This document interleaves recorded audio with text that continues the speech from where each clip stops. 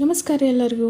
ಉಳ್ಳಾಗಡ್ಡಿ ಮತ್ತು ಬೆಳ್ಳುಳ್ಳಿನ ಬಳಸ್ದ ಗೋಬಿ ಮತ್ತು ಬಟಾಣಿನ ಹಾಕಿಬಿಟ್ಟು ಈ ವಿಧಾನದೊಳಗೆ ಒಂದ್ಸಲ ಪಲ್ಯ ಮಾಡ್ಕೊತೀನಿ ರೀ. ಭಾಳ ಅಂದ್ರೆ ಭಾಳ ಟೇಸ್ಟಿಯಾಗಿರ್ತೈತಿ.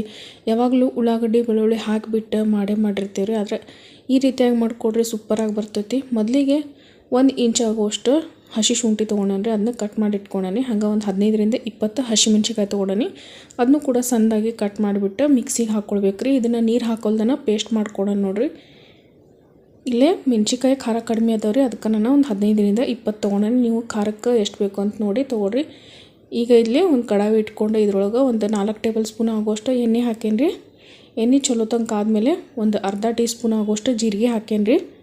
ಜೀರಿಗೆ ಎಲ್ಲ ಚಟ್ಪಟ ಆದಮೇಲೆ ಕರಿಬೇವು ಒಂದು ಸ್ವಲ್ಪ ಹಾಕೇನಿ ರೀ. ಇದು ಕೂಡ ಚೆನ್ನಾಗೆಲ್ಲ ಚಟ್ಪಟ ಆದಮೇಲೆ ಇದಕ್ಕೆ ರುಬ್ಬಿರೋವಂಥ ಹಸಿಮೆಣ್ಸಿಕಾಯಿ ಪೇಸ್ಟ್ ಇತ್ತಲ್ರಿ ಅದನ್ನು ಹಾಕ್ಕೊಂಡನಿ. ಗ್ಯಾಸ್ನ ಲೋ ಫ್ಲೇಮ್ ಒಳಗೆ ಇಟ್ಕೊಂಡು ಹಸಿ ವಾಸನೆ ಹೋಗ್ಬೇಕು ಅಲ್ಲಿವರೆಗೂ ಇದನ್ನು ಚೆಂದಂಗೆ ಫ್ರೈ ಮಾಡ್ಕೊಳ್ಬೇಕು ರೀ. ಸ್ವಲ್ಪನೂ ಹಸಿ ವಾಸನೆ ಇರಬಾರ್ದು. ಈಗ ನೋಡಿರಿ ಇದು ಪೂರ ಎಲ್ಲ ಹಸಿ ವಾಸನೆ ಹೋಗೈತಿ. ಇದಕ್ಕೆ ಒಂದು 2 ಚಿಟಕಿ ಹಿಂಗೆ ಹಾಕೇನಿ ರೀ. ಒಂದು 1/4 ಟೀ ಸ್ಪೂನ್ ಆಗುವಷ್ಟು ಅರ್ಶಿಣ ಪುಡಿ, ಒಂದು ಅರ್ಧ ಟೀ ಸ್ಪೂನ್ ಆಗುವಷ್ಟು ಗರಂ ಮಸಾಲ, 1 ಟೀ ಸ್ಪೂನ್ ಆಗುವಷ್ಟು ಜೀರಿಗೆ ಪುಡಿ, 1.5 ಟೀ ಸ್ಪೂನ್ ಆಗುವಷ್ಟು ಧನಿಯಾ ಪುಡಿ ಹಾಕೇನಿ ರೀ. ಒಂದು ಅರ್ಧ ಕಪ್ ಆಗುವಷ್ಟು ಬಟಾಣಿ ಹಾಕ್ಕೊಳತ್ತೇನೆ ರೀ.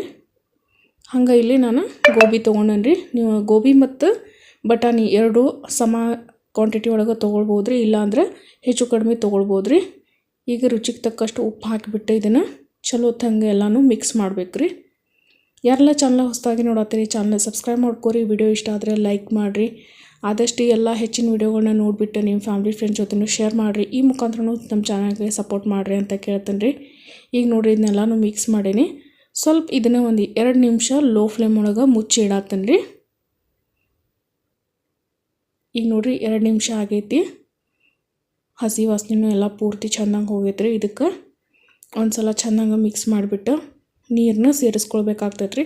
ನೀರು ನಿಮ್ಗೆ ಎಷ್ಟು ಬೇಕು ಅಂಥೇಳಿ ನೋಡಿಕೊಂಡು ಸೇರಿಸ್ಕೊಡ್ರಿ. ಒಬ್ರೊಬ್ರಿಗೆ ಪೂರ್ತಿ ಡ್ರೈ ಪಲ್ಯ ಎಷ್ಟು ಆಗ್ತೈತಿ, ಕೆಲವೊಬ್ಬರಿಗೆ ಸ್ವಲ್ಪ ಗ್ರೇವಿ ಇದ್ರೆ ಎಷ್ಟು ಆಗ್ತೈತಿ. ಇಲ್ಲೇ ನಾನು 1 ಗ್ಲಾಸ್ ಆಗುವಷ್ಟು ನೀರನ್ನ ಹಾಕ್ಕೊಂಡ್ರಿ.